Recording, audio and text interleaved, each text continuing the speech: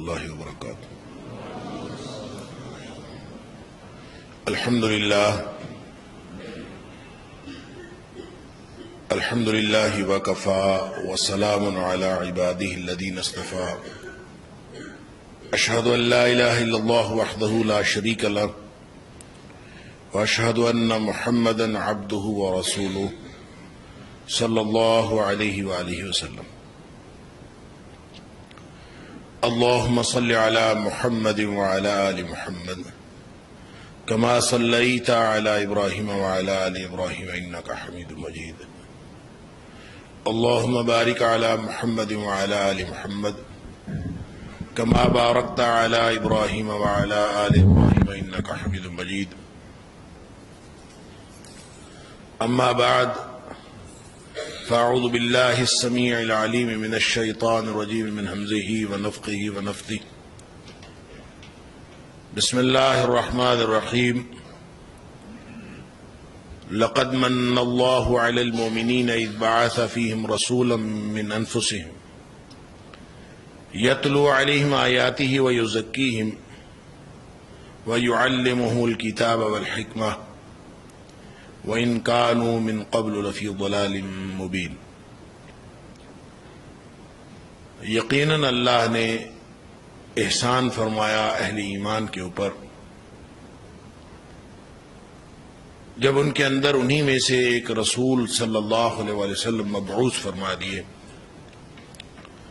وہ رسول جو ان کے اوپر اللہ کی آیتیں پڑھ پڑھ کے سناتے ہیں، ان کا تزکیہ کرتے ہیں اور انہیں کتاب و حکمت کی تعلیم دیتے ہیں، اور اگرچہ اس سے پہلے وہ لوگ کھلی گمراہی میں تھے۔ صدق اللہ العظیم۔ اللہ کے رسول صلی اللہ علیہ وسلم پر ایمان اور ان کا امتی ہونا یہ ایک ایسا واضح اور روشن تصور ہے کہ کوئی بھی امتی اس تصور کے بارے میں اور اس عقیدے کے بارے میں کسی طرح کے بھی ابہام کا شکار نہیں ہو سکتا، اور اگر وہ اس کے بارے میں کسی بھی طرح ابہام کا شکار ہے تو وہ امتی نہیں ہو سکتا، اس لیے کہ امتی بنتا ہی تب ہے جب وہ نبی اکرم صلی اللہ علیہ وسلم پر بحیثیت رسول نبی پاک صلی اللہ علیہ وسلم پر ایمان لاتا ہے۔ اور ایمان لانا جیسا کہ آپ کو معلوم ہے، اس پر تفصیل کی ضرورت نہیں ہے کہ ایمان لانے کا مطلب مان لینا ہوتا ہے، ایمان لانے کا مطلب جان لینا نہیں ہوتا۔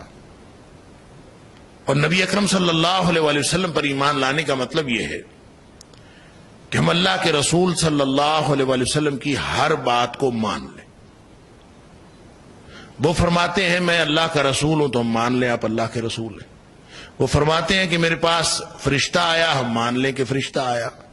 وہ فرماتے ہیں کہ اللہ ایک ہے، ہم نے مان لیا کہ اللہ ایک ہے۔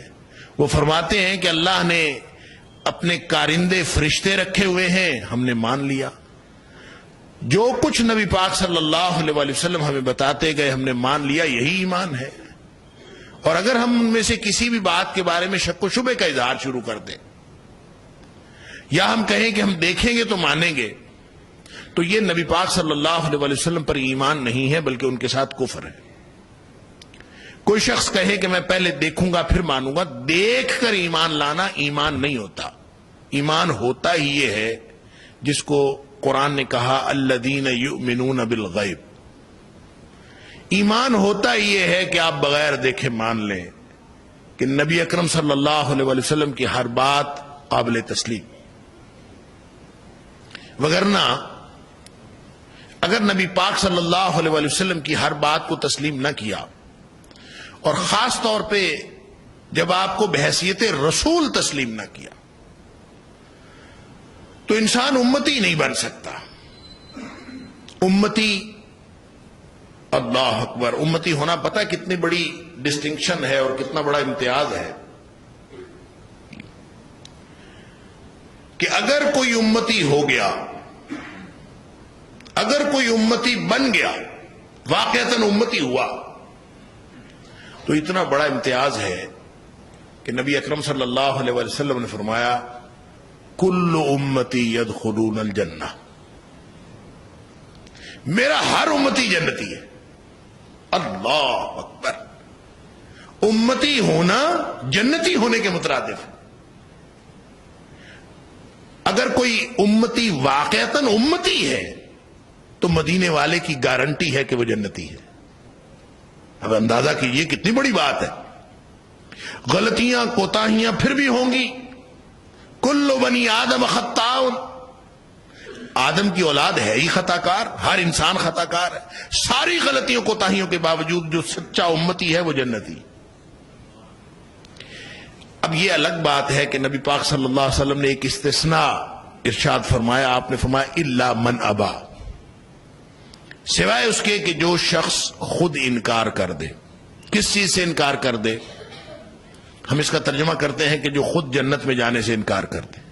یہ بات ٹھیک ہو سکتی ہے، لیکن اس کا ایک معنی یہ بھی ہے کہ وہ امتی ہونے سے انکار کرتے ہیں۔ دونوں باتیں ایک جیسی ہیں، امتی ہونے سے انکار کرے تو اس کا بھی وہی مطلب ہے، اور جنتی ہونے سے انکار کرے تو اس کا بھی مطلب یہ وہی ہے، کیونکہ ہر امتی تو جنتی ہے۔ تو جس نے جنت میں جانے سے انکار کیا گویا اس نے امتی ہونے سے انکار کیا، اور جس نے امتی ہونے سے انکار کیا گویا اس نے جنت میں جانے سے انکار کیا۔ اب سوال یہ پیدا ہوتا ہے کہ امتی ہے کون؟ کیسے امتی بنتا ہے؟ جو نشانی نبی پاک صلی اللہ علیہ وسلم نے اس حدیث میں بیان فرمائی، میں اس پر بعد میں آؤں گا۔ امتی کیسے بنتا ہے؟ وہ نبی اکرم صلی اللہ علیہ وسلم پر ایمان رکھنے سے بنتا ہے، جس کو عنوان دیا گیا ہے آج کی گفتگو کا ایمان بالرسول۔ رسول محمد بن عبداللہ کو نہیں کہتے صلی اللہ علیہ وسلم، رسول رسول اللہ کو کہتے ہیں۔ رسول کا معنی ہوتا ہے بھیجا ہوا، جو پیغام لے کے جاتا ہے۔ اس کا ہم ترجمہ کرتے ہیں پیغمبر، اور رسالہ یہ جو ہم میسج کرتے ہیں نا، اس کو انگریزی میں رسالہ کہتے ہیں۔ پیغام کو انگریزی میں رسالہ، عربی میں رسالہ کہتے ہیں۔ تو رسالہ، جو رسالہ لے کے آنے والا ہے، جو اللہ کا پیغام لے کے آنے والا ہے، جس کو پیغام دے کر بھیجا گیا ہے، وہ رسول ہے۔ لہذا نبی اکرم صلی اللہ علیہ وسلم آپ کو جو کچھ عطا کیا گیا وہ رسول بنانے کے بعد عطا کیا گیا۔ نبی اکرم صلی اللہ علیہ وسلم کی جتنی بھی ڈسٹنکشن ہے، آپ کا جتنا بھی امتیاز ہے، اگرچہ ذات کے اعتبار سے بھی نبی پاک صلی اللہ علیہ وسلم ساری مخلوقات سے افضل ہیں، لیکن جو نبی پاک صلی اللہ علیہ وسلم کا امتی کے ساتھ تعلق ہے وہ بطور رسول ہے، وہ بطور محمد بن عبداللہ نہیں ہے۔ اگرچہ نبی پاک صلی اللہ علیہ وسلم محمد بن عبداللہ کی حیثیت سے بھی اس سارے جہان سے، اللہ کے بعد ساری کائنات سے افضل ہے۔ اللہ اکبر۔ مسلم شریف کی وہ حدیث آپ سب کو یاد ہوگی کہ نبی اکرم صلی اللہ علیہ وسلم نے خود فرمایا کہ اللہ نے اس کائنات میں، دیکھیں یہ تو ہم سب کو معلوم ہے کہ اشرف المخلوقات، ساری مخلوقات میں سے افضل کون ہے؟ انسان۔ وَلَقَدْ كَرَّمْنَا بَنِي آدم، اللہ نے عزت دی، تکریم دی، اس کو اشرف المخلوقات بنایا۔ اس انسانوں کی نسلوں میں سے جو بہترین نسل ہے وہ ابراہیم علیہ السلام کی نسل ہے، اور ابراہیم علیہ السلام کی نسل میں سے بھی جو بہترین نسل ہے وہ اسماعیل علیہ السلام کی نسل ہے، کیونکہ حضرت ابراہیم علیہ السلام کی 3 لڑیاں آگے چلتی ہیں۔ ایک حضرت اسحاق علیہ السلام سے، اسحاق کے بیٹے یعقوب علیہ السلام، یعقوب علیہ السلام کے بیٹے یوسف علیہ السلام، یہ تینوں نبی ہیں، اور پھر آگے سینکڑوں انبیاء کا ایک سلسلہ ہے، اور یہ لڑی، یہ بھی نبیوں کی لڑی ہے۔ دوسری لڑی حضرت اسماعیل علیہ السلام، وہ نبی ہیں، لیکن اس کے بعد نبی اکرم صلی اللہ علیہ وسلم تک درمیان میں کوئی نبی نہیں آیا۔ اور ایک تیسری لڑی اور بھی ہے، مورخین نے لکھا ہے کہ حضرت ابراہیم علیہ السلام کی ایک اور زوجہ محترمہ تھی جس کا نام قطورہ تھا، ایک سارا، ایک ہاجرہ جس کا اصل نام حاجر تھا، غلط العام ہے، حاجرہ ہم کہہ دیتے، اور تیسری قطورہ۔ حاجرہ سے حضرت اسماعیل علیہ السلام، سارا سے حضرت اسحاق علیہ السلام، اور جو قطورہ ہیں وہ بنو قطورہ کہلائے، ان کی جو اولاد ہے وہ بنو قطورہ کہلائی۔ اللہ اکبر۔ بعض لوگوں نے حضرت ابراہیم علیہ السلام کی وہ جو دعا ہے نا سورہ بقرہ کے اندر، کہ حضرت ابراہیم علیہ السلام نے فرمایا تھا کہ قال ومن ذریتی، جب اللہ نے کہا کہ اے ابراہیم تو سارے امتحانوں میں پاس ہو گیا ہے، میں تجھے انعام کے طور پر امام انسانیت بناتا ہوں، انی جاعلک للناس اماما۔ تو ابراہیم علیہ السلام نے کہا کہ ومن ذریتی، اللہ میری اولاد میں سے بھی بنانا۔ فرمایا لا ینال عہد الظالمین، ظالموں کے لیے میرا کوئی وعدہ نہیں ہے۔ تو لوگوں نے اس سے یہ بھی غلط مفہوم لیا ہے کہ شاید اللہ نے حضرت ابراہیم علیہ السلام کی دعا کو تسلیم نہیں کیا، کہ جو ظالم ہوں گے ان کو تو میں نہیں دوں گا۔ حقیقت بات یہ ہے کہ اللہ نے دعا کو قبول فرمایا ہے، جو ظالم ہوں گے ان کو نہیں دوں گا، تو اس کا مفہوم مخالف یہ ہے کہ جو ظالم نہیں ہوں گا ان کو دوں گا۔ لہذا یہ اصل میں دعا کی قبولیت کا ایک انداز ہے، اور اللہ نے قبول فرمایا ہے۔ اور ابراہیم علیہ السلام کی نسل میں سے تینوں لڑیاں نبیوں کی لڑیاں ہیں، اور شعیب علیہ السلام جو مدین کے نبی ہیں یہ بنو قطورہ میں سے ہے، اور اللہ نے تینوں لڑیوں میں نبی مبعوث فرمائے۔ یہ امام انسانیت کی اس دعا کا نتیجہ ہے۔ انہوں نے فرمایا تھا ومن ذریتی، اللہ نے تینوں قسم کی ذریت بہترین لڑی، جد الانبیاء ابراہیم علیہ السلام۔ نبی اکرم صلی اللہ علیہ وسلم فرماتے ہیں کہ جو اسماعیل علیہ السلام کی لڑی ہے نا، یہ ابراہیم علیہ السلام کی اولاد میں سے بھی یہ لڑی بہترین لڑی، حالانکہ تینوں لڑیاں انبیاء کی لڑی۔ پھر فرمایا ان اللہ اصطفیٰ کنانۃ من ولد اسماعیل، اللہ نے اسماعیل علیہ السلام کی نسل میں سے بھی کنانہ کو پسند فرمایا، اس کو چن لیا۔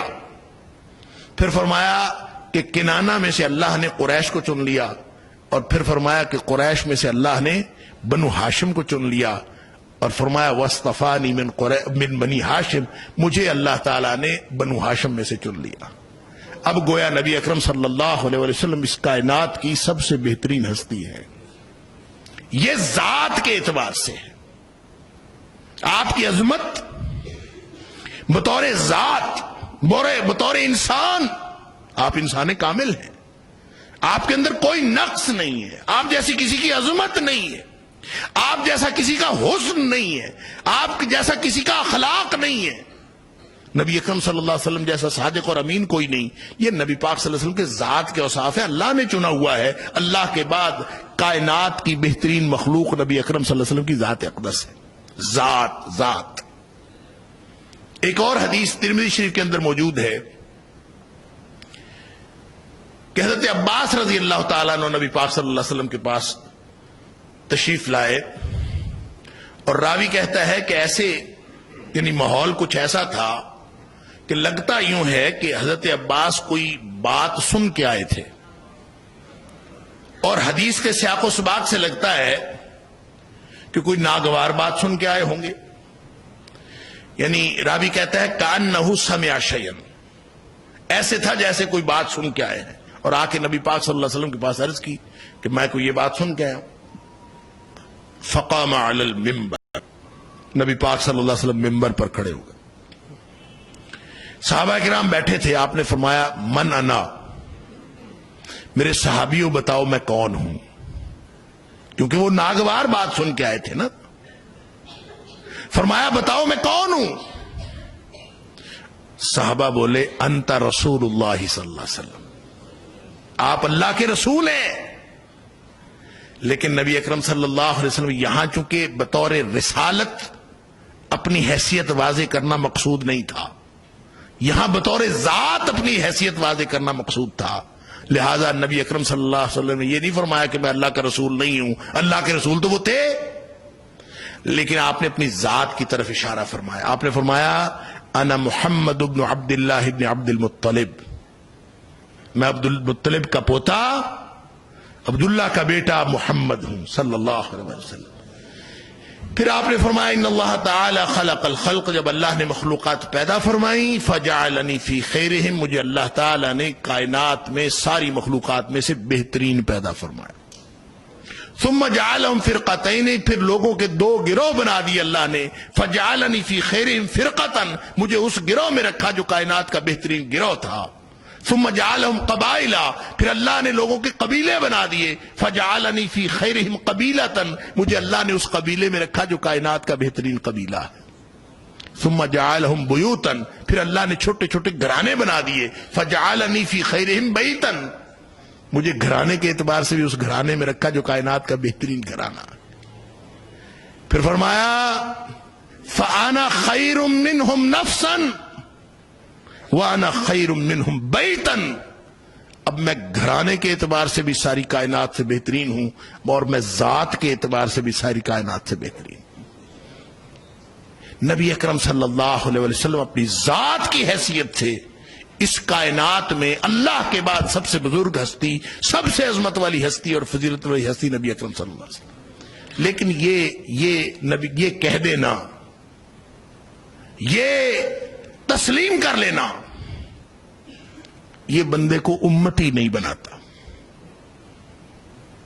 یہ تسلیم کر لینا کہ میرے آقا علیہ الصلوۃ والسلام اس کائنات کی سب سے بزرگ ہستی ہے،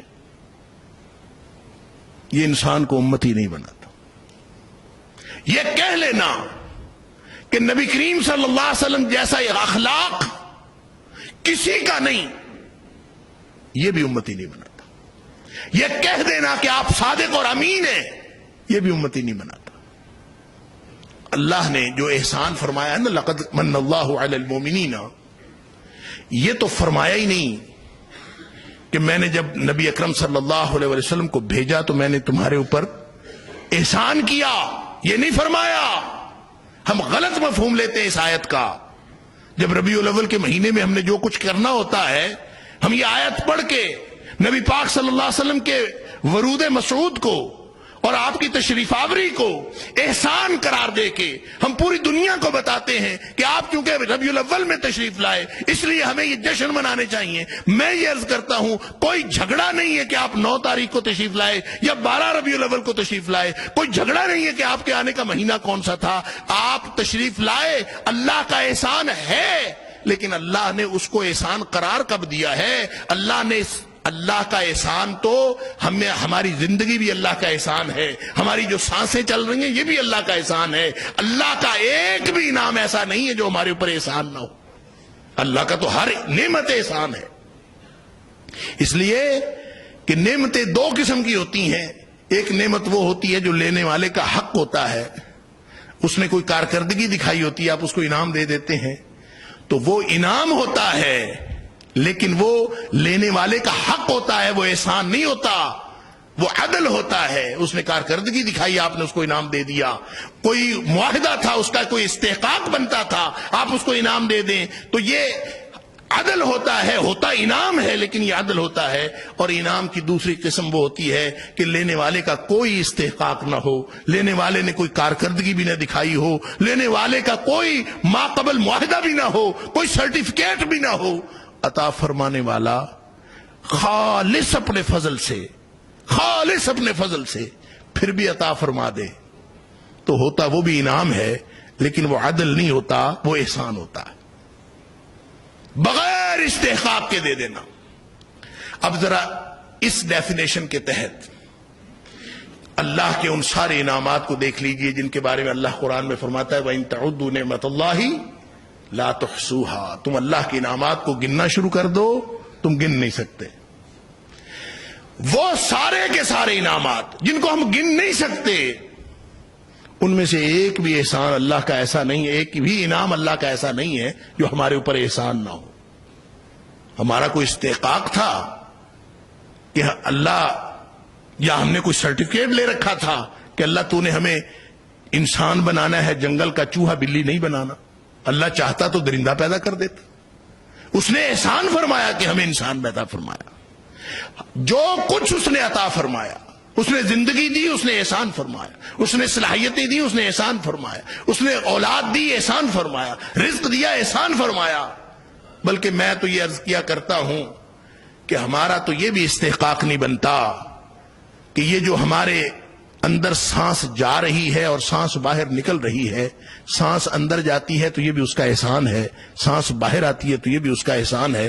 ہم تو اتنا بھی استحقاق نہیں رکھتے کہ کسی استحقاق کی بنیاد پر یہ سانس چلتی رہے۔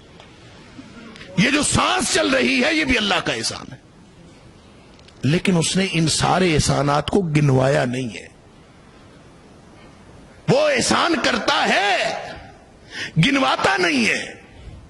اس نے کسی احسان کو نہیں گنوایا سوائے ایک احسان، اور وہ احسان کیا ہے؟ وہ نبی پاک صلی اللہ علیہ وسلم کی تشریف آوری نہیں ہے۔ بات سمجھ لیجئے مومنوں، ایمان کا دعویٰ کرنے والوں، لقد من اللہ علی المؤمنین اذ بعث فیہم رسولا من انفسہم۔ اس دن احسان ہوا ہے جس دن نبی پاک صلی اللہ علیہ وسلم رسول بن کے تشریف لائے، جس دن رسول مبعوث ہوئے ہیں اس دن احسان ہوا ہے، جس دن محمد بن عبداللہ تشریف لائے ہیں۔ آپ کا ورود مسعود، آپ کا وجود مسعود بھی امت پر احسان ہے، اس دھرتی پر احسان ہے۔ کائنات کی بہترین اور اللہ کے بعد بزرگ ترین ہستی تشریف لائی، یہ بھی احسان ہے، لیکن اللہ نے اس کو نہیں جتایا۔ اللہ نے جس کو جتایا ہے وہ اذ بعث فیہم رسولا من انفسہم۔ اور یہ جو اذ ہے نا، اذ کلمہ اذ، جس کا معنی ہم کرتے ہیں جب، یہ وقت کی حد فاصل کو ظاہر کرتا ہے۔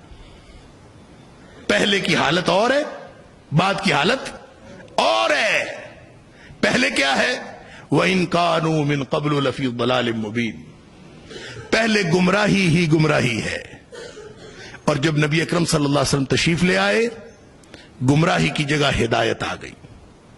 نبی کریم صلی اللہ، اور اللہ تعالیٰ نے خود اس کی وضاحت فرمائی ہے، القرآن یفسر بعدہ بعدا، قرآن اپنی تفسیر خود کرتا ہے۔ اس کی وضاحت اللہ کریم نے سورہ حجرات کے اندر فرمائی، فرمایا کہ یہ لوگ جو ہیں مسلمان ہو کے آپ پر احسان کرتے ہیں، قل لا تمنوا علی اسلامکم، تم مسلمان ہو گئے ہو میرے اوپر احسان جتلاتے ہو۔ اے حبیب صلی اللہ علیہ وسلم ان کو فرمائیے کہ اپنے اسلام کا میرے اوپر احسان نہ جتلاؤ، احسان تو اللہ نے تمہارے اوپر کیا۔ کیا احسان کیا ہے؟ بل اللہ یمن علیکم ان ہداکم للایمان، تمہارے اوپر احسان اللہ کا ہوا ہے کہ اس نے تمہیں ایمان کی طرف ہدایت کا رستہ دکھایا۔ وہاں فرمایا لقد من اللہ علی المؤمنین اذ بعث فیہم رسولا من انفسہم، یہاں فرمایا بل اللہ یمن علیکم ان ہداکم للایمان۔ بات سمجھ میں کیا آئی کہ نبی اکرم صلی اللہ علیہ وسلم کا بطور رسول بن کے تشریف لانا، آپ کا ہدایت بن کے تشریف لانا، یہ ہے اصل میں احسان۔ کہ پہلے گمراہی تھی، نبی پاک صلی اللہ علیہ وسلم تشریف لے آئے تو ہدایت آ گئی، تو گمراہی کی جگہ جب نبی پاک صلی اللہ علیہ وسلم بطور ہادی اور رہنما اور رسول تشریف لائے تو اصل میں احسان یہ ہوا ہے۔ هو الذی ارسل رسولہ بالہدی ودین الحق، جب وہ رسول بن کے تشریف لائے ہیں تو وہ ہدایت لے کے آئے۔ سورہ الرحمن کے اندر اللہ تعالیٰ نے ایک سوال کیا ہے میرے سے اور آپ سے، ہم سب سے، امتیو ہم سب سے اللہ نے احسان کیا، جتایا احسان یہ ہے صرف ایک کہ میں نے تمہارے اندر رسول بھیجا، ہدایت، ایمان کا رستہ، تمہیں ہدایت دکھائی۔ اللہ اکبر، نبی پاک صلی اللہ علیہ وسلم سراپا ہدایت ہے، آپ تشریف لائے یہ ہدایت ہے۔ فرمایا هل جزاء الاحسان الا الاحسان، امتیوں بتاؤ احسان کا بدلہ احسان کے علاوہ کچھ ہوتا ہے؟ اگر کسی نے احسان کیا ہو، دنیا میں کسی نے احسان کر دیا ہو، تو ساری زندگی اس کے سامنے ہماری نگاہیں نہیں اٹھتی، ہم کہتے ہیں میں زیر بار احسان ہوں، میں اس کے سامنے نہیں اٹھتا، اس کے سامنے میری نگاہیں نہیں اٹھتی، میں اس کے سامنے کھڑا نہیں ہو سکتا۔ کیوں؟ میں اس کا میرے اوپر احسان ہے۔ اللہ سارے احسان معاف کرتا ہے، تمہیں سانسیں دی معاف ہے، تمہیں زندگی دی معاف ہے، تمہیں صلاحیتیں دی معاف ہے، تمہیں قوت دی، رزق دیا، تمہیں شعور عطا فرمایا، سب کچھ معاف ہے، لیکن یہ احسان ہے لقد من اللہ علی المؤمنین اذ بعث فیہم رسولا من انفسہم، جب تمہیں میں نے نبی اکرم صلی اللہ علیہ وسلم بطور رسول مبعوث کیے تو یہ میرا احسان ہے۔ تو اب بدلہ دو ذرا امتیوں احسان کا، هل جزاء الاحسان الا الاحسان، احسان کا بدلہ احسان کے علاوہ کچھ ہو سکتا ہے؟ تو جب احسان کا بدلہ احسان کے علاوہ نہیں ہو سکتا تو اللہ نے نبی اکرم صلی اللہ علیہ وسلم کو ہدایت بنا کر بھیجا ہے، رسول بنا کر بھیجا ہے، تو نبی پاک صلی اللہ علیہ وسلم کے ساتھ امتی کا تعلق بطور رسول جب نہیں ہوگا، رسالت کا تعلق نہیں ہوگا، تو اس کا مطلب یہ ہوگا کہ نبی پاک صلی اللہ علیہ وسلم کو جو اللہ نے احسان کیا اس کا بدلہ امتی دے ہی نہیں سکتے جب تک نبی پاک صلی اللہ علیہ وسلم کی لائی ہوئی ہدایت کو تسلیم نہ کر لیں۔ آپ کی لائی ہوئی ہدایت کو اپنی زندگی میں شامل کرنا، یہ ہے اصل میں اللہ کے احسان کا بدلہ، وگرنہ نبی پاک صلی اللہ علیہ وسلم کی ذات اقدس، اللہ اکبر، اس کو تو ابو جہل بھی مانتا تھا، ابو لہب بھی مانتا تھا، عتبہ شیبہ بھی مانتے تھے، ولید بن مغیرہ بھی مانتا تھا کہ نبی پاک صلی اللہ علیہ وسلم تو سب سے اچھے ہیں، اخلاق کے اچھے، کلام کے اچھے، بول کے اچھے، آپ سب سے اچھے ہیں، سارے کافر مانتے تھے۔ جب نبی پاک صلی اللہ علیہ وسلم نے پہلا اکٹھ کیا تھا تو آپ نے کوہ صفا پہ، تو آپ نے فرمایا تھا کہ اگر میں کہوں کہ جبل بوقبیس کے پیچھے ایک لشکر چھپا ہے اور تمہارے اوپر حملہ آور ہونے والا ہے تو تمہارا کیا خیال ہے؟ تو اس وقت کسی نے کوئی اختلاف نہیں کیا، سمیت ابو جہل کے، سمیت ابو لہب کے، سب نے کہا کہ ہم مان لیں گے، اس لیے مان لیں گے کہ آپ کی 40 سالہ زندگی ہمارے سامنے ہے، آپ نے زندگی میں کبھی کوئی غلط بیانی نہیں کی، آپ صادق اور امین ہیں، سب مانتے ہیں، اللہ اکبر۔ اور جب نبی پاک صلی اللہ علیہ وسلم نے فرمایا کہ میں اس سے بھی بڑے خطرے سے خبردار کرتا ہوں، اور پھر آپ نے اپنی رسالت کا پیغام بتایا، وہی زبان اقدس ہے، وہی ذات اقدس ہے، جب پیغام رسالت دیا، اللہ کا پیغام پہنچایا، رسول ہونے کی حیثیت بتائی، ہدایت کا رستہ دکھایا، تو نہ ابو لہب مانتا ہے نہ ابو جہل مانتا ہے۔ ذات اقدس وہی ہے، صداقت وہی ہے، دیانت وہی ہے، عظمت وہی ہے۔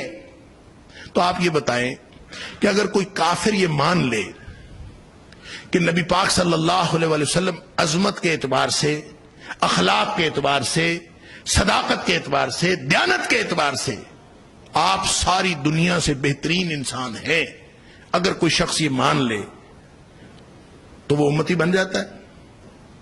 وہ امتی نہیں بنتا۔ امتی کب بنتا ہے؟ امتی تب بنتا ہے جب نبی پاک صلی اللہ علیہ وسلم کی لائی ہوئی تعلیمات کو مان لے، آپ کی لائی ہوئی ہدایت کو مان لے، اس لیے کہ پہلے بھی گمراہی تھی، وَإِن كَانُوا مِن قَبْلُ لَفِي ضَلَالٍ مُبِينٍ، یہ جو ان ہے نا، یہ شک کا فائدہ دیتا ہے، اس کا معنی کرتے ہیں اگر یا اگرچہ، لیکن یہاں پہ مفسرین نے لکھا ہے کہ اصل میں انا تھا، انا کانو تھا۔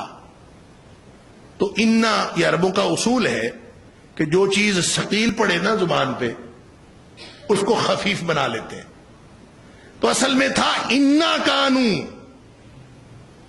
تو اس مخفف کو، اس مسقلہ کو مخففہ بنایا گیا ہے، اس لیے یہ ان کانو پڑھا جاتا ہے، لیکن معنی کے اعتبار سے انا کانو ہے۔ کیا مطلب؟ یقیناً کھلی گمراہی میں تھے، اور نبی پاک صلی اللہ علیہ وسلم تشریف لے آئے تو اب یقینی طور پر ہدایت آ گئی۔ اب کوئی شخص نبی پاک صلی اللہ علیہ وسلم کے رسالت کی بعثت ہونے سے لے کر آپ کی لائی ہوئی ہدایت کو اگر کوئی شخص تسلیم نہیں کرتا تو وہ نبی پاک صلی اللہ علیہ وسلم کی عظمتوں کا جتنا مرضی داعی ہو وہ امتی نہیں بن سکتا۔ آپ کو پتہ ہے کہ ایک دور جدید کا کافر ہے، عیسائی ہے، اس کا نام ہے مائیکل ہارٹ۔ اس نے نبی پاک صلی اللہ علیہ وسلم پر اس نے ایک کتاب لکھی ہے دنیا کے 100 عظیم آدمی، اس اصل میں انگریزی میں اس نے لکھی دی 100، اس کا اردو ترجمہ بھی مل جاتا ہے دنیا کے 100 عظیم آدمی، اور اس میں وہ اس نے پوری تاریخ کے 100 عظیم آدمیوں کی فہرست بنائی ہے، اور وہ مجبور ہے کہ پہلے نمبر پر اس نے نبی پاک صلی اللہ علیہ وسلم کو رکھا۔ امتی بن گیا، نبی کریم صلی اللہ علیہ وسلم کو ساری دنیا سے افضل مانتا ہے، مجبور ہے، کتاب لکھ دی ہے نبی پاک صلی اللہ علیہ وسلم کی عظمت مانتے ہوئے اس نے ثبوت پیش کر دیا، سیرت پر کتاب لکھ دی، بلکہ وہ کیا، یہاں سکھوں نے کتابیں لکھی ہیں، ہندوؤں نے کتابیں لکھی ہیں، ہندوؤں نے نعتیں لکھی ہیں۔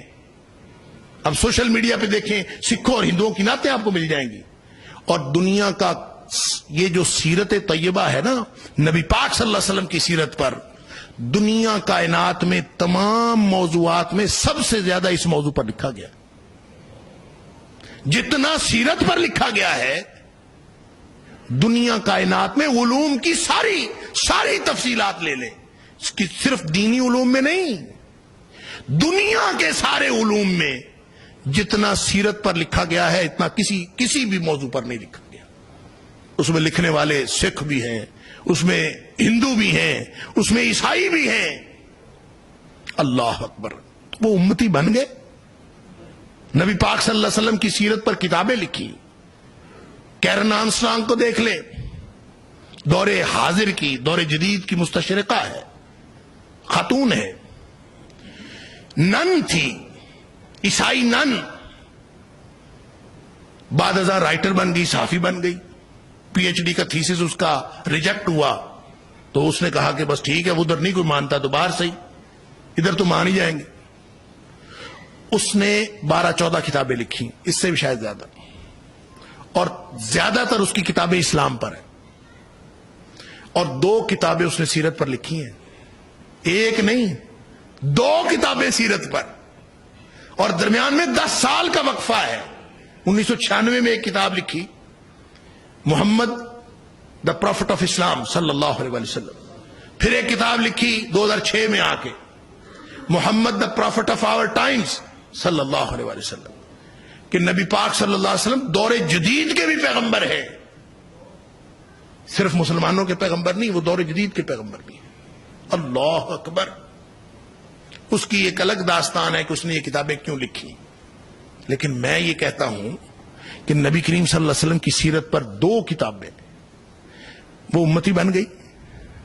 امتی نہیں بنی۔ کیوں؟ رسالت کو تسلیم نہیں کرتی، حیثیت محمد کریم صلی اللہ علیہ وسلم کو تسلیم کرتی ہے، آپ کو عظیم مانتے ہیں، آپ کی عظمت کے قائل ہیں، لیکن جہاں نبی کریم صلی اللہ علیہ وسلم کا فرمان اقدس آ جاتا ہے، جہاں آپ کی لائی ہوئی تعلیمات آ جاتی ہیں، کوئی ادھر کھسک جاتا ہے، کوئی ادھر کھسک جاتا ہے۔ نبی پاک صلی اللہ علیہ وسلم کے دور میں کافر بھی ایسے کرتے تھے، منافق بھی ایسے کرتے تھے۔ اللہ تعالیٰ نے سورہ نور میں، سورہ نور احکام کی صورت ہے، اس کے اندر مختلف احکام بیان ہوئے ہیں، وہاں اللہ تعالیٰ نے منافقین کا ایک طرز عمل بتایا، ایک تنبیہ فرمائی جو اس ساری حقیقت کو کھول دیتی ہے کہ نبی کریم صلی اللہ علیہ وسلم کا امتی ہونے کے لیے کیا ضروری ہے، اور امتی کون ہے اور کون نہیں ہے۔ اللہ کریم نے فرمایا لا تجعلوا دعاء الرسول كدعاء بعضكم بعضا، کہ دیکھو اللہ کے رسول صلی اللہ علیہ وسلم کے بلاوے کو اپنے ایک دوسرے کے بلاوے کی طرح نہ سمجھا کرو۔ اللہ اکبر، یعنی جیسا بلاوا، دعا کے 3 معنی ہو سکتے ہیں، ایک تو نبی پاک صلی اللہ علیہ وسلم کو پکارنا، اس سے مراد ہو سکتا ہے کہ آپ نبی پاک صلی اللہ علیہ وسلم کو اس طرح سے نہ پکارا کرو جس طرح ایک دوسرے کو پکارتے ہو، جیسے سورہ حجرات میں منع کیا، جیسے سورہ بقرہ کے اندر بھی آیا، یہ معنی ہو سکتا ہے۔ دوسرا معنی یہ ہو سکتا ہے کہ نبی کریم صلی اللہ علیہ وسلم کی دعا اس سے مراد ہے، کہ نبی کریم صلی اللہ علیہ وسلم کی دعا کو آپ عام دعا نہ سمجھو، نبی کریم صلی اللہ علیہ وسلم دعا دے دیں تو بیڑا پار ہو جاتا ہے، آپ بد دعا دے دیں تو بیڑا غرق ہو جاتا ہے، عام دعا نہ سمجھو، یہ بھی معنی ہو سکتا ہے۔ اور تیسرا معنی جو یہاں سیاق و سباق کے اعتبار سے اصل معنی یہاں پہ مراد ہے، وہ ہے نبی پاک صلی اللہ علیہ وسلم کا بلاوا، اس لیے کہ یہاں منافقین کا جو طرز عمل بتایا ہے وہ یہی تھا کہ نبی پاک صلی اللہ علیہ وسلم کے بلاوے پر منافق آ جاتے تھے. جب نبی پاک صلی اللہ علیہ وسلم بلاتے تھے تو وہ آ جاتے تھے. ان کا آنا اس لیے ضروری ہوتا تھا کہ اگر وہ نہ آئیں تو لوگوں کو پتا چل جائے, وہ ایکسپوز ہو جائیں کہ یہ تو مسلمان ہے ہی نہیں. آ جاتے تھے نبی پاک صلی اللہ علیہ وسلم کے بلاوے پر, لیکن کوئی ادھر کھسک جاتا تھا, کوئی ادھر کھسک جاتا تھا, بات نبی پاک صلی اللہ علیہ وسلم کی نہیں مانتے تھے. اللہ فرماتا ہے قد یعلم اللہ الذین یتسللون منکم لواذا, یقیناً اللہ جانتا ہے تم میں سے ان لوگوں کو جو آنکھ بچا کر کھسک جاتے ہیں. اللہ جانتا ہے ان کو. بلاوا اللہ کے رسول صلی اللہ علیہ وسلم کا ہو اور تم آنکھ بچا کر کھسک جاؤ, یہ تو منافقین مدینہ کا شیوا تھا. یہ تو وہاں کے منافق کرتے تھے کہ اللہ کے رسول صلی اللہ علیہ وسلم کو بلاوا سن لیتے تھے لیکن مانتے نہیں تھے. کوئی ادھر کو کھسک گیا, کوئی ادھر کو کھسک گیا, کسی نے اپنی طبیعت کا بہانہ بنا لیا, کسی نے اپنے مزاج کا بہانہ بنا لیا, کسی نے ابا جی کا بہانہ بنا لیا, کسی نے دادا جی کا بہانہ بنا لیا, کسی نے اپنے پنڈ کے بڑے کا بہانہ بنا لیا. جو مرضی بہانہ بنائے, جس نے نبی پاک صلی اللہ علیہ وسلم کی بات نہیں مانی, اللہ کو خوب معلوم ہے کون کون کھسکتا ہے ادھر ادھر. پھر اللہ نے اور وضاحت فرمائی اور تنبیہ فرمائی, فَلْيَحْذَرِ الَّذِينَ, سمجھ لیجئے اس کو میں جوڑتا ہوں ہدایت کے ساتھ. فَلْيَحْذَرِ الَّذِينَ يُخَالِفُونَ عَنْ أَمْرِهِ, اللہ اکبر. جو اللہ کے رسول صلی اللہ علیہ وسلم کی بات نہیں مانتے نا, آپ کے حکم کی مخالفت کرتے ہیں, حکم آ جانے کے باوجود کوئی ادھر کھسک جاتا ہے, کوئی ادھر کھسک جاتا ہے, کوئی کہتا ہے چونکہ فلاں بات ہے چنانچہ یہ بات ہے, اگر یہ ہوتا تو پھر مگر یہ ہوتا, ifs and buts, چونکہ چنانچہ, ٹیکنیکلٹیز, واو عاطفہ ہے کہ واو تفسیری ہے, اس طرح کی باتیں کر کے صرف ایک ہی کام کرتے ہیں کہ نبی پاک صلی اللہ علیہ وسلم کے حکم سے کھسکتے ہیں. کوئی ادھر کھسکتا ہے, کوئی ادھر کھسکتا ہے. اللہ اکبر. نبی پاک صلی اللہ تعالیٰ نے قرآن میں فرمایا فَلْيَحْذَرِ الَّذِينَ يُخَالِفُونَ عَنْ أَمْرِهِ, جو اللہ کے رسول صلی اللہ علیہ وسلم کے حکم کی مخالفت کرتے ہیں نا, کسی بھی طرح, کسی بھی وجہ سے, کسی بھی بنیاد پر, فرمایا وہ ڈر جائیں اس بات سے ان تصیبہم فتنہ, یہ کہ ان کو فتنہ آن پڑے, او یصیبہم عذاب علیم, یا ان کو دردناک عذاب آن پڑے. مفسرین نے لکھا ہے کہ یہ جو عذاب علیم, دردناک عذاب تو قیامت والے دن ہوگا. جو فتنہ ہے نا وہ دنیا میں پڑتا ہے ان کو, اور دنیا میں فتنہ پتہ کیا پڑتا ہے؟ فتنہ کا مطلب آفت بھی ہوتی ہے, آزمائش بھی ہوتی ہے, مصیبت بھی ہوتی ہے. دنیا میں فتنہ یہ پڑتا ہے کہ جو اللہ کے رسول صلی اللہ علیہ وسلم کی لائی ہوئی ہدایت کی مخالفت کرتے ہیں, اللہ کے رسول صلی اللہ علیہ وسلم کی بات نہیں مانتے. آپ ورفعنا اللہ کا ذکرک پہ تقریریں کرتے جائیں, آپ کہتے جائیں اللہ کے رسول صلی اللہ علیہ وسلم کا ذکر بلند ہے, آپ کہتے جائیں کہ نبی پاک صلی اللہ علیہ وسلم کا ذکر اللہ نے اپنے ذکر کے ساتھ بلند فرمایا, آپ کہتے جائیں, کیا فرق پڑتا ہے نبی پاک صلی اللہ علیہ وسلم؟ آپ اگر سارے دھرتی کے لوگ یہ کہیں کہ نبی کریم صلی اللہ علیہ وسلم کا ذکر بلند نہیں ہے, تو نبی پاک صلی اللہ علیہ وسلم کا ذکر تو پھر بھی بلند ہے. آپ کے کہنے سے نہیں بلند, نبی کریم صلی اللہ علیہ وسلم کا ذکر اللہ نے بلند کیا ہے. لہذا ساری کائنات کے لوگ اگر نبی پاک صلی اللہ علیہ وسلم کا ذکر پست کرنا چاہیں تو نبی اکرم صلی اللہ علیہ وسلم کا ذکر پھر بھی بلند ہے. وہ تمہارے بلند کرنے سے ہوتا ہے, میرے آپ کے کرنے سے بلند ہوتا ہے. ذکر بلند کیا ہے اللہ نے, اور رہ گئی بات ناموس رسالت کے تحفظ کی تو وہ بھی ذمہ اللہ نے لیا ہے. انا کفیناک المستہزئین, اے حبیب صلی اللہ علیہ وسلم, یہ جو آپ کا استہزاء کرتے ہیں ان کو ہم کافی ہے, امتیوں کو فکر کرنے کی ضرورت نہیں ہے, ہم کافی ہیں. واللہ یعصمک من الناس, اللہ آپ کو بچائیں گے, ہر طرح کا تحفظ اللہ کریں گے. اللہ اکبر. تو جب اللہ تعالی پھر امتی سے کیا مانگا جا رہا ہے؟ امتی سے ایک ہی بات مانگی جا رہی ہے کہ تم اللہ کے رسول صلی اللہ علیہ وسلم کی لائی ہوئی ہدایت کو تسلیم کر لو تو امتی بنتے ہو, نہیں تو امتی نہیں بنتا. فرمایا جو لوگ کسی بھی بنیاد پر اللہ کے رسول صلی اللہ علیہ وسلم کے حکم کی مخالفت کر بیٹھتے ہیں، ان کو جو پہلی بات پڑتی ہے نا وہ فتنہ ہے. اور وہ فتنہ پتہ کیا ہے؟ اللہ کے رسول صلی اللہ علیہ وسلم کے حکم کی مخالفت کرنے والا کسی بھی بنیاد پر اس کو کبھی ہدایت نصیب نہیں ہوتی، کیونکہ ہدایت تو نبی پاک صلی اللہ علیہ وسلم. لہذا فتنہ مفسرین تقریباً سب مفسرین لکھا ہے کہ یہ جو اللہ تعالیٰ نے یہاں فرمایا نا فَلْيَحْذَرِ الَّذِينَ يُخَالِفُونَ عَنْ أَمْرِهِ، جو اللہ کے حکم کی مخالفت کرتے ہیں ان کو ڈر جانا چاہیے اس بات سے کیا ان تصیبہم فتنہ او یصیبہم عذاب علیم، دردناک عذاب تو قیامت والے دن ہوگا. ان کو دنیا میں فتنہ پڑتا ہے، اور فتنہ یہ پڑتا ہے کہ ان کو کبھی ہدایت نصیب نہیں ہوتی، کیونکہ ہدایت تو نام ہی نبی پاک صلی اللہ علیہ وسلم کی باتوں کو مان لینے کا ہے. لہذا وہ ساری زندگی سمجھتے ہیں کہ ہم ہدایت پر چل رہے ہیں، وہ ہدایت نہیں ہوتی، وہ گمراہی کو ہدایت سمجھ رہے ہوتے ہیں. یہ فتنہ، اس سے بڑا فتنہ اور کیا ہو سکتا؟ هل اتاک حدیث الغاشیہ وجوہ یومئذ خاشعہ عاملۃ ناصبہ تصلی نارا حامیہ. کیا قیامت کی خبر نہیں آئی؟ اس دن کچھ چہرے ہوں گے جو ڈرے ہوئے ہوں گے. کون؟ عاملۃ ناصبہ، محنت کر کر کر کر کے تھکے ہوئے ہوں گے. تصلی نارا حامیہ، لیکن دہکتی ہوئی آگ میں ڈال دیے جائیں. قل هل ننبئکم بالاخسرین اعمالا، سورہ کہف کے اندر اللہ نے فرمایا اے حبیب صلی اللہ علیہ وسلم ان سے فرمائیے کہ کیا میں تمہیں خبر نہ دوں ان لوگوں کی جو اعمال کے اعتبار سے خسارہ پانے والے لوگ ہیں، اصل نقصان والے لوگ. کون؟ الذین ضل سعیہم فی الحیات الدنیا، یہ وہ لوگ ہیں جن کی دنیا کی زندگی کی ساری محنت ضائع ہو گئی. اللہ وَهُمْ يَحْسَبُونَ أَنَّهُمْ يُحْسِنُونَ صُنْعًا، اور وہ ساری زندگی یہی سمجھتے رہے ہم تو ٹھیک کام کر رہے ہیں. اللہ، اس سے بڑا خطرناک معاملہ اور کیا ہو سکتا ہے؟ یہ فتنہ پڑتا ہے ان تصیبہم فتنہ، کہ آدمی ہوتا گمراہی میں ہے سمجھتا اس کو ہدایت ہے. اللہ. شاہ ولی اللہ نے حجت اللہ البالغہ کے اندر اس کو حجاب سوء معرفت کا نام دیا. وہ کہتے ہیں ہدایت کے رستے میں 3 بڑی رکاوٹیں، حجاب طبع، حجاب رسم اور حجاب سوء معرفت.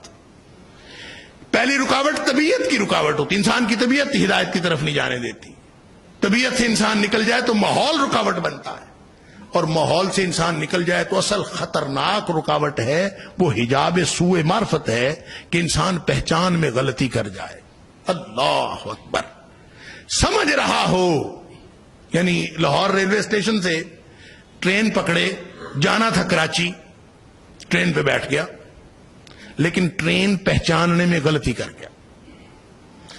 کراچی والی ٹرین پہ بیٹھنا تھا، پشاور والے بھی بیٹھ گیا. اب سفر جاری ہے، مزے سے بیٹھا ہے، لیکن وہ منزل سے دور ہو رہا ہے. اللہ اکبر. اس سے کوئی پوچھے کہ تم نے جدھر جانا تھا تم تو اس سے دور جا رہے ہو، تمہاری منزل دور ہو رہی ہے، تو وہ کبھی بھی تسلیم نہیں کرتا. اس کے پاس 1000 دلیلیں ہوتی ہیں کہ ٹکٹ میرے پاس ہے، مسافر ساتھ ہے، گاڑی چل رہی ہے، ٹرین جا رہی ہے، سب ہم سفر کر رہے ہیں. تم کون ہوتے ہو میں کہنے والے کہ ہم غلطی میں غلط سمت میں جا رہے ہیں. جو آدمی سوء معرفت کا شکار ہو جائے، گمراہی کو ہدایت سمجھنے لگے اور الٹی سمت جا رہا ہو اور اس کو درست سفر سمجھ رہا ہو، اس سے بڑا فتنہ دنیا میں اور کوئی نہیں ہو سکتا. اور یہ فتنہ اس کو پہنچتا ہے فَلْيَحْذَرِ الَّذِينَ يُخَالِفُونَ عَنْ أَمْرِهِ، اور وہ نکلتے پتہ کیسے ہیں؟ قَدْ يَعْلَمُ اللَّهُ الَّذِينَ يَتَسَلَّلُونَ مِنْكُمْ لِوَاذًا، اللہ کو خوب معلوم ہے کون کون کیسے کیسے کھسکتا ہے نبی پاک صلی اللہ علیہ وسلم کا فرمان سن کر. اللہ اکبر. 1000 بہانے. یہ ہے اصل میں جو ہمیں جو فکر کرنے والی بات ہے. کہنے کو تو ہم سب امتی ہیں، جس سے مرضی پوچھو ہر شخص امتی ہے، لیکن وہ یہ سمجھتا ہے کہ میں شاید نبی پاک صلی اللہ علیہ وسلم کی لائی ہوئی ہدایت کو تسلیم کیے بغیر امتی ہوں. یہ امتی کا معیار نہیں ہے. 1000 عظمتوں کا قائل ہو، نبی پاک صلی اللہ علیہ وسلم عظیم ہے، آپ کو اعلی اخلاق مانتا ہو، آپ کا اعلی اخلاق ہے، آپ کا فرفعنا لک ذکرک کہتا ہو اور ورفعنا لک ذکرک پہ ہزاروں تقریریں کرتا ہو، جب تک نبی پاک صلی اللہ علیہ وسلم کی لائی ہوئی ہدایت کو تسلیم نہیں کرتا وہ امتی بن ہی نہیں سکتا۔ نبی پاک صلی اللہ علیہ وسلم نے خود فرمایا، مسلم شریف کی حدیث ہے، آپ نے فرمایا والذی نفس محمد بیدہ، اس ذات کی قسم جس کے قبضہ قدرت میں محمد کریم صلی اللہ علیہ وسلم کی جان ہے، آپ نے فرمایا، اب دیکھیں نبی پاک صلی اللہ علیہ وسلم بطور رسول مبعوث ہو گئے نا، آپ لے آئے ہدایت، آپ تشریف لے آئے، فرمایا لا يسمع بی احد من هذه الامہ، کسی کے کان میں یہ بات پڑ گئی کہ نبی پاک صلی اللہ علیہ وسلم مبعوث ہو گئے، آپ تشریف لے آئے ہیں، آپ کو اللہ نے رسول بنا دیا ہے، یہ کسی کے کان میں بات پڑ گئی من هذه الامہ۔ اب یہ جو امہ ہے نا، اس کو سمجھ لیجئے، ایک امت دعوت ہے، ایک امت اجابت ہے۔ ہر وہ شخص جو نبی پاک یہ جو اذ بعث فیہم ہے نا، اذ میں نے عرض کیا کہ اذ وقت کی حد فاصل کو ظاہر کرتا ہے، اس سے پہلے گمراہی تھی، نبی پاک صلی اللہ علیہ وسلم تشریف لے آئے بطور رسول، آپ ہدایت کو لے کے، آپ ہدایت لے کے آئے، اب قیامت تک کوئی شخص آئے جس دن نبی پاک صلی اللہ علیہ وسلم نے نبوت کا اعلان کر دیا، اس کے بعد قیامت تک کوئی بھی آئے، عیسائی ہو، یہودی ہو، سکھ ہو، ہندو ہو، دہریہ ہو، کسی بھی مذہب کے ماننے والا ہو، چاہے لا مذہب ہو، ہر شخص جو زمانی اعتبار سے نبی پاک صلی اللہ علیہ وسلم کی بعثت کے بعد آیا ہے اور قیامت تک آئے گا، وہ نبی کریم صلی اللہ علیہ وسلم کی امت دعوت میں شامل ہے، وہ آپ کی امت دعوت ہے، آپ ان کو دعوت دیں، کیونکہ نبی پاک صلی اللہ علیہ وسلم کی نبوت کے علاوہ، آپ کی نبوت اور رسالت کے علاوہ اور کسی کی نبوت اور رسالت ہے کوئی نہیں، اس لیے سب امتی ہیں، اس اعتبار سے کہ امت دعوت ہیں، اور جو بات مان لیتا ہے وہ امت اجابت بن جاتا ہے، اور جو امت اجابت بنتا ہے اس کے لیے کامیابیاں ہیں، اور جو امت اجابت نہیں بنتا اس کے لیے وہ امتی ہی نہیں ہے۔ لہذا نبی پاک صلی اللہ علیہ وسلم نے فرمایا لا يسمع بی من هذه الامہ، اس امت میں سے کوئی شخص اس کے کان میں بات پڑ گئی کہ میں آ گیا ہوں، اس نے سن لیا، یہودی ولا نصرانی، چاہے وہ یہودی ہو، چاہے وہ عیسائی ہو، وہ چاہے کسی اور مذہب کا ماننے والا ہو، چاہے امت مسلمہ کا ہو، سن لیا کہ نبی پاک صلی اللہ علیہ وسلم تشریف لے آئے، ثم یموت، پھر وہ مر گیا اس حال میں کہ لم یؤمن بما ارسلت بہ، جو میں لایا ہوں نا، جو میں لے کے آیا ہوں، جس کے ساتھ مجھے بھیجا گیا ہے، اور آپ کو کس چیز کے ساتھ بھیجا گیا ہے؟ هو الذی ارسل رسولہ بالہدی ودین الحق، اس کے ساتھ بھیجا گیا، تو جو میں لایا ہوں نا اس پر ایمان لائے بغیر کوئی شخص مر گیا، الا کان اصحاب النار، وہ جہنمی ہوگا۔ اللہ اکبر، بات سمجھ میں یہ آئی کہ امتی بننے کے لیے نبی پاک صلی اللہ علیہ وسلم کی لائی ہوئی ہدایت کو تسلیم کرنا ہوگا۔ وہ جو حدیث آپ نے سنی جو شروع میں نے آدھی پڑھی تھی، کل امتی یدخلون الجنہ، میرا ہر امتی جنتی ہے سوائے اس کے کہ جو خود انکار کر دے۔ کس بات سے انکار کرے؟ جنت میں جانے سے انکار کرے یا امتی ہونے سے انکار کرے؟ گویا اس نے خود امتی ہونے سے انکار کر دیا۔ کس نے؟ صحابی پوچھتے ہیں، عجیب بات ہے، من یابا یا رسول اللہ صلی اللہ علیہ وسلم، جس سے پوچھو وہ کہتا ہے میں امتی ہوں۔ کون انکار کرتا ہے؟ ہر شخص جنت کا دعوے دار ہے، ہر شخص امتی ہونے کا دعوے دار ہے، اس سے کون انکار کرتا ہے؟ جس سے مرضی پوچھو، من یابا یا رسول اللہ صلی اللہ علیہ وسلم، کون انکار کرتا ہے؟ فرمایا اس کی نشانی پتہ ہے کیا ہے؟ من اطاعنی، سیرت پر کتابیں لکھنے سے امتی نہیں بنتا، نبی پاک صلی اللہ علیہ وسلم کی عظمت کے ترانے گانے سے امتی نہیں بنتا، وہ تو کافروں نے بھی گائے ہیں، وہ تو دور جدید اور دور قدیم ہر دور کے کافروں نے بھی گائے ہیں، ہر ایک نے تسلیم کیا کہ نبی پاک صلی اللہ علیہ وسلم سے عظیم کوئی نہیں۔ فرمایا امتی ایسے بنتا ہے من اطاعنی، جس نے میری بات مان لی، فدخل الجنہ، وہ جنت میں داخل ہو گیا۔ بات ماننے سے امتی بنتا ہے، نبی پاک صلی اللہ علیہ وسلم کی ذات کو تسلیم کرنے سے امتی نہیں بنتا، آپ کی بات کو ماننے سے امتی بنتا۔ ومن عصانی، جو بات میری مانتا نہیں ہے فقد ابا، وہ ایسے ہی ہے جیسے اس نے امتی ہونے سے انکار کر دیا یا اس نے جنت میں جانے سے انکار کر دیا. اللہ اکبر. اب میں اپنی بات کو اختتام کی طرف لے کے جاتا ہوں، ذرا دھیان سے توجہ سے سن لیجئے. نبی پاک صلی اللہ علیہ وسلم تشریف لائے، ہدایت آ گئی. اب اگر کوئی شخص قیامت تک وہاں سے ہدایت لے رہا ہے، ہدایت کہاں سے لے رہا ہے؟ نبی کریم صلی اللہ علیہ وسلم سے، تو وہ امتی ہے. جب ہم کہتے ہیں نا نبوت ختم ہو گئی، ختم نبوت کا کیا مطلب ہے؟ ختم نبوت کا معنی یہ ہے کہ جو ایسی ہستیاں آتی تھی نا جن کا کہا ہوا قانون ہوتا تھا اور جن کی بات قابل اطاعت ہوتی تھی، جن کا حکم مانے جانے کے قابل ہوتا تھا، اب وہ ہستیاں ختم ہو گئی ہیں. اس کی آخری ہستی نبی اکرم صلی اللہ علیہ وسلم. کیونکہ نبی جب آتے ہیں وما ارسلنا من رسول، رسول آتا ہی اس لیے ہے الا لیطاع باذن اللہ. رسول کی حیثیت یہ ہوتی ہے کہ لوگ اللہ کے حکم سے اس کی بات مانیں، اس کی اطاعت کریں. اور اطاعت کا معنی ہوتا ہے تعمیل حکم، اس کے حکم کو مانے. جو کچھ وہ کہے وما آتاکم الرسول فخذوہ وما نہاکم عنہ فانتہوا، جو کچھ اللہ کے رسول صلی اللہ علیہ وسلم کہیں وہ لے لو، جس سے منع کرے اس سے رک جاؤ. یہ سادہ سا دین ہے، امتی ہونے کا سادہ سا نسخہ ہے. اور جو نہیں مانتا، اللہ اکبر، اس بات کو تسلیم نہیں کرتا، نبی پاک صلی اللہ علیہ وسلم کی لائی ہوئی ہدایت کو تسلیم نہیں کرتا، وہ امتی کیسے ہو سکتا ہے؟ نبی پاک صلی اللہ علیہ وسلم نے فرمایا، جب حذیفہ بن یمان رضی اللہ تعالیٰ عنہ، بڑی معروف حدیث ہے بخاری شریف اور مسلم شریف کے اندر، آپ سب نے سنی ہوئی ہے کہ حضرت حذیفہ رضی اللہ تعالیٰ عنہ فرماتے ہیں کہ میں شر کے بارے میں سوال کیا کرتا تھا نبی پاک صلی اللہ علیہ وسلم سے، جبکہ لوگ خیر کے بارے میں پوچھتے تھے. میں اس لیے شر کے بارے میں سوال کرتا تھا، مجھے ڈر لگتا تھا شر سے، اس لیے میں شر کے بارے میں سوال کرتا. تو میں نے عرض کیا اللہ کے رسول صلی اللہ علیہ وسلم ہم شر میں تھے، آپ تشریف لائے، اللہ نے خیر کر دی، کیا اس کے بعد کوئی شر ہے؟ آپ نے فرمایا ہے. اللہ کے رسول صلی اللہ علیہ وسلم کیا اس شر کے بعد کوئی خیر ہے؟ فرمایا ہاں خیر ہے، اس کے بعد خیر کا ایک دور آئے گا، لیکن اس خیر کے دور میں دھوکہ ہوگا، اس میں ایک کھوٹ ہوگی، اس میں ایک ابہام ہوگا، اس میں ایک دھواں ہوگا. اللہ کے رسول صلی اللہ علیہ وسلم کیا دھوکہ ہوگا؟ آپ نے فرمایا فیہ دخن، اس میں دھوکہ ہوگا، کھوٹ، ملاوٹ.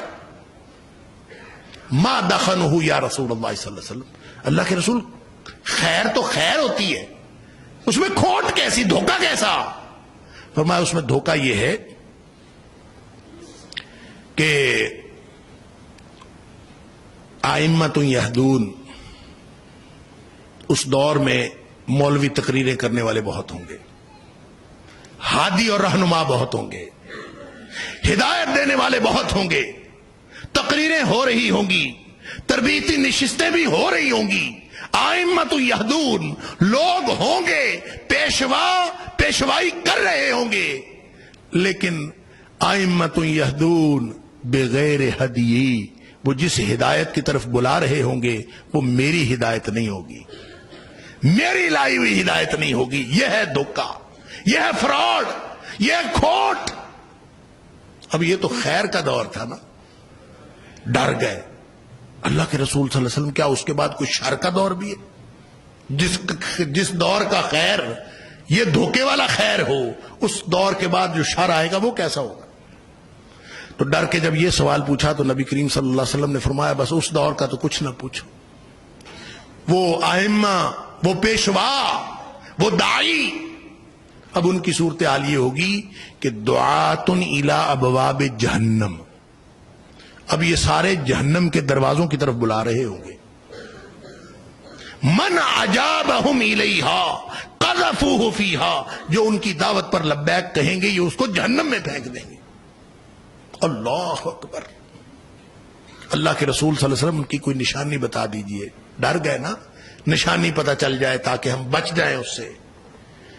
فرمایا ان کی نشانی یہ ہے کہ ہم من جلدتنا ویتکلمون بالسنتنا، وہ ہماری جیسے ہوں گے، ہماری جیسی شکلیں ہوں گی اور ہماری زبان میں باتیں کر رہے ہوں گے. اللہ اکبر.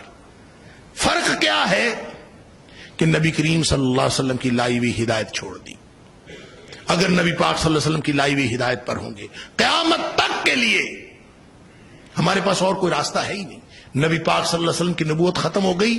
ختم نبوت کا پتہ ہے کیا مطلب ہے؟ وما ارسلنا من رسول الا لیطاع باذن اللہ. رسول آتا ہے اللہ کے حکم سے اس کی اطاعت کی جاتی ہے, اس کا حکم مانا جاتا ہے. تو جب کوئی شخص کہے کہ اللہ کے رسول صلی اللہ علیہ وسلم کے بعد قیامت تک کوئی ایسی ہستی آ سکتی ہے جس کا حکم مانے جانے کے قابل ہے, جس کی بات قابل اطاعت ہے, اگر کوئی شخص اللہ کے رسول کے بعد یہ سمجھتا ہو کہ کسی کا کہا ہوا قانون ہے, کسی کی بات قابل اطاعت ہے, اگر کوئی یہ شخص سمجھتا ہے تو اس کا مطلب یہ ہے کہ وہ نبی پاک صلی اللہ علیہ وسلم کے حق پر ڈاکہ ڈالتا ہے. یہ حق تو نبی پاک صلی اللہ علیہ وسلم کا ہے, یہ تو رسول کا حق ہوتا ہے, اور نبی پاک صلی اللہ علیہ وسلم کے بعد کوئی نبی اور رسول نہیں ہے. تو قیامت تک اطاعت صرف نبی پاک صلی اللہ علیہ وسلم کا حق ہے. اگر کوئی شخص کسی اور کو قابل اطاعت سمجھتا ہے تو اس کا مطلب ہے کہ نبی پاک صلی اللہ علیہ وسلم کی ہدایت چھوڑ کر وہ کسی اور کی ہدایت کو قبول کرتا ہے. وہ نبی کریم صلی اللہ علیہ وسلم کے حق کے نبوت پر ڈاکہ ڈالتا ہے. آپ ختم نبوت کا اور کیا مطلب سمجھتے ہیں؟ نبی کریم صلی اللہ علیہ وسلم نے فرمایا کہ قیامت والے دن, اب دیکھیں ایک حدیث میں عرض کرتا ہوں, پھر اس کے ساتھ میں ایک حدیث مکمل کر کے اپنی بات ختم کر لوں گا. نبی کریم صلی اللہ علیہ وسلم نے فرمایا الا, اب رسول ہے نا, ہم امتیوں کو بہت سارے فرامین ہیں نبی پاک صلی اللہ علیہ وسلم کے, جو فرمایا نا لا تجعلوا دعاء الرسول كدعاء بعضكم بعضا. جب نبی پاک صلی اللہ علیہ وسلم کا فرمان آتا ہے نا, آپ کا بلاوا آتا ہے, تو پھر ایک دوسرے کی کتابیں جو لکھی ہوئی ہوتی ہیں ویسی کتاب نہ سمجھا کرو نبی پاک صلی اللہ علیہ وسلم کی بات کو, ویسا بلاوا نہ سمجھا کرو.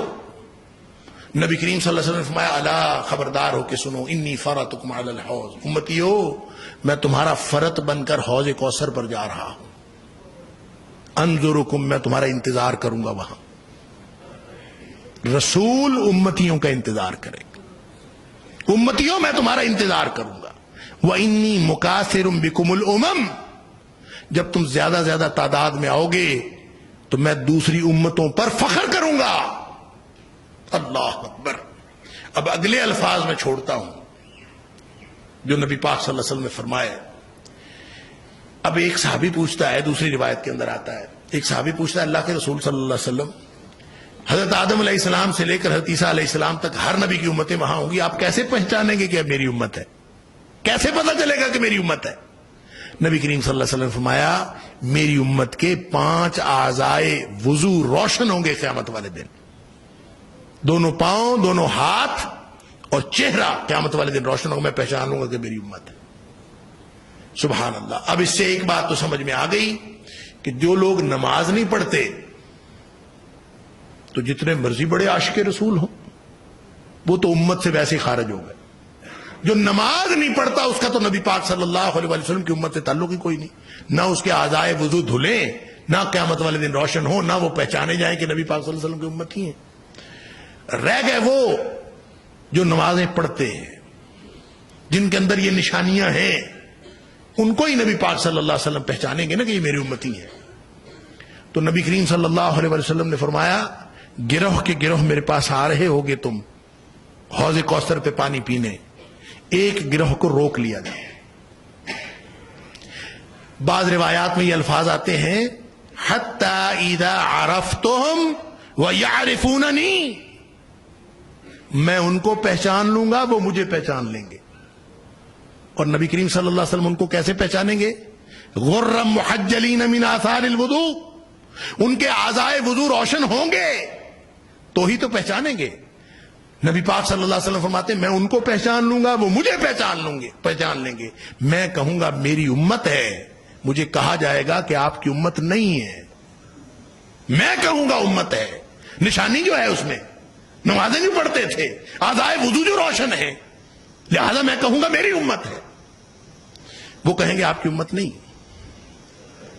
تو پھر مجھے کہیں گے انک لا تدری ما احدثوا بعدک، اللہ کے رسول صلی اللہ علیہ وسلم آپ کو معلوم نہیں ہے کہ آپ کے تشریف لے جانے کے بعد، دنیا سے تشریف لے جانے کے بعد انہوں نے دین میں کون کون سی تبدیلیاں پیدا کر لی تھی۔ آپ کی لائی ہوئی ہدایت چھوڑ دی اور ہدایتیں لے لیں اور نظریات کو مان لیا۔ نبی کریم صلی اللہ علیہ وسلم فرماتے ہیں میں کہہ دوں گا سحقن سحقن، ان کو دور لے جاؤ، ان کو دور لے جاؤ، اور ان کو گھسیٹ کر جہنم میں پھینک دیا جائے گا۔ اللہ اکبر، یہ ہے وہ بات جو نبی کریم صلی اللہ علیہ وسلم اس دوسری حدیث میں فرما رہے ہیں۔ الا امتیوں خبردار ہو کے سنو، انی فرطکم علی الحوض، میں تمہارا فرط بن کے حوض کوثر پر جا رہا ہوں۔ اور فرط اس پیش رو کو کہتے ہیں جو قافلہ جانا ہو تو جو قافلے کے جانے سے پہلے ایڈوانس پارٹی جاتی ہے، جو جا کے ان کے انتظامات کرتی ہے، اس کو فرط کہتے ہیں، پیش رو عربی زبان میں۔ تو نبی پاک صلی اللہ علیہ وسلم فرماتے ہیں امتیوں میں تمہارا پیش رو بن کے حوض کوثر پہ جا رہا ہوں، جب تم زیادہ زیادہ تعداد میں آؤ گے تو میں دوسری امتوں پر فخر کروں گا، انظرکم، میں وہاں پہ تمہارا انتظار کر رہا ہوں۔ اور پھر آخر پہ فرمایا فلا تسودوا بوجہی، قیامت والے دن میری رسوائی نہ کرا دینا، میں انتظار کرتا بیٹھا رہ جاؤں، تم وہاں پہنچ ہی نہ پاؤ۔ اللہ، فلا تسودوا بوجہی، اگر یہ نبی پاک صلی اللہ علیہ وسلم کا فرمان سن کے میرا آپ کا کلیجہ نہیں پھٹتا تو پھر کیسا تعلق نبی پاک صلی اللہ علیہ وسلم کے ساتھ امتی ہونے کا۔ آج وقت ہے کہ ہم اللہ سے عہد کر لیں کہ اللہ آج سے پہلے جتنی غلطیاں کوتاہیاں ہو گئی تو معاف کر دے، آج کے بعد ایک ایک لمحہ نبی کریم صلی اللہ علیہ وسلم کی لائی ہوئی ہدایت کے مطابق گزرے گا۔ بس یہ ہم طے کر لیں، ہم انشاءاللہ پکے امتی، اگر ہم امتی پکے تو انشاءاللہ جنت پکی۔ اللہ تعالیٰ مجھے اور آپ کو جنت الفردوس کے اندر نبی اکرم صلی اللہ علیہ وسلم کا ساتھ نصیب فرمائے۔ وآخر دعوانا الحمدللہ رب العالمین۔